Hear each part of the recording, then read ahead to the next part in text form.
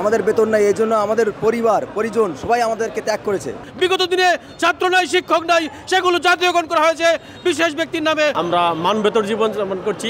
অনেক শিক্ষক চাকরি নিয়ে মারা গেছেন, তাদের বেতন হয়নি। আমার বাবার তো শিক্ষা প্রতিষ্ঠান এমপিওভুক্ত হয় না, আমার কিসের ঈদ? এদেশের মানুষ কেউ খাবে কেউ খাবে না, তা হবে না, তা হবে না। সবার আগে বাংলাদেশ, প্রিয় বাংলাদেশ।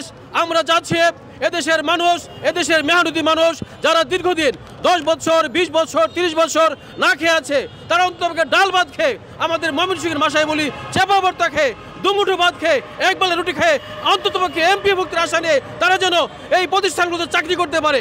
আমি প্রধান উপদেষ্টা সহ, শিক্ষা উপদেষ্টা সহ ঊর্ধ্বতন কর্তৃপক্ষের নিচে এই আশাবাদ ব্যক্ত করব, এই অনুরোধ জানাবো। এই মুহূর্তে যদি শিক্ষা প্রতিষ্ঠানগুলো এমপি মুক্তি না হয়, 20 বছর আগে, 30 বছর আগে, 35 বছর আগে, 40 বছর আগে স্কুল, কলেজ, মাদ্রাসা এখনো চলমান আছে, সেগুলো ধ্বংস হয়ে যাবে। আপনারা সে অভিশাপ হবেন না, অভিশপ্ত হবেন না। আপনারা আশীর্বাদ দেন এই বোকা মানুষগুলোকে, এই না খাওয়া মানুষগুলোকে, তাদেরকে এমপিভুক্তকরণ করেন। অনেক শিক্ষক চাকরি নিয়ে মারা গেছেন, তাদের বেতন হয়নি। শিক্ষক বলে, সন্তান বলে, বাবা আমার বেতন কবে হবে? সন্তান বলে, আমি তো ঈদের দিনে জামা কাপড় কিনতে পাই না, আমার বাবা তো বেতন পায় না, আমার বাবার তো শিক্ষা প্রতিষ্ঠান এমপিওভুক্ত হয় না, আমার কিসের ঈদ, আমার কিসের কোরবানি? আমি চাবো এই বাংলাদেশের মানুষ, অনেক কিছু হয়েছে বিগত দিনে, ছাত্র নাই, শিক্ষক নাই, সেগুলো জাতীয়করণ করা হয়েছে বিশেষ ব্যক্তির নামে, অর্থাৎ মুজিব পরিবার নামে। আমরা চাই, আমরা সাধারণ মানুষ, আমাদের নামে, আপনাদের নামে, এলাকার নামে সেই প্রতিষ্ঠানগুলো এমপিভুক্ত হোক। দীর্ঘ 3 বছর যাবৎ এনটিআরসিতে গেছি, কিন্তু এখানে যে সমস্যা, আমাদের বেতন নাই, এই জন্য আমাদের পরিবার পরিজন সবাই আমাদেরকে ত্যাগ করেছে। যেখানে যে কোনো কিছু বললে আমাদের যুক্তিসঙ্গত কথা হলেও বলে কিচ্ছু বোঝো না। জীবনযাত্রার মান এত খারাপ, কৃষি কাজ করেও তো করতে পারি না, সামান্য টিউশনি করে বাবা মা ভাই বোন সবাই থেকে আলাদা, এখন একা একা জীবনযাপন করি। আর আমাদের এমন সময় এসেছে যে আমাদের জীবন চলার পথ খুব কঠিন হয়ে গেছে।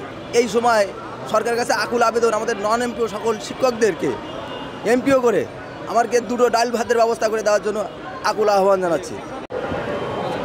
আমরা নন এমপিও প্রতিষ্ঠানের আমি একজন প্রধান শিক্ষক। আমার প্রতিষ্ঠান প্রায় 22 বছর ধরে পরিচালিত হচ্ছে। আমরা মানবেতর জীবন যাপন করছি। আমি সাধারণত কয়েকজন টিউশনি করে আমি জীবনযাপন করছি, আর তারা আমার কোনো ইনকাম সোর্স নাই বললেই চলে। আমার যেভাবে জীবনযাপন চলছে, আমার মা বাবা সহ 7 জন পরিবারের সদস্য, আমরা খুবই কষ্টে আছি।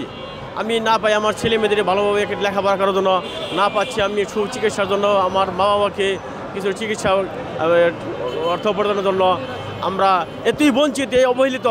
আমি আমার ছেলে মেয়ের কাছে আমি অবহেলিত, আমার পরিবারের কাছে আমি অবহেলিত, মা বাবার কাছে অবহেলিত, সমাজের কাছে অবহেলিত। সবাই আমাদেরকে অবজ্ঞা করে।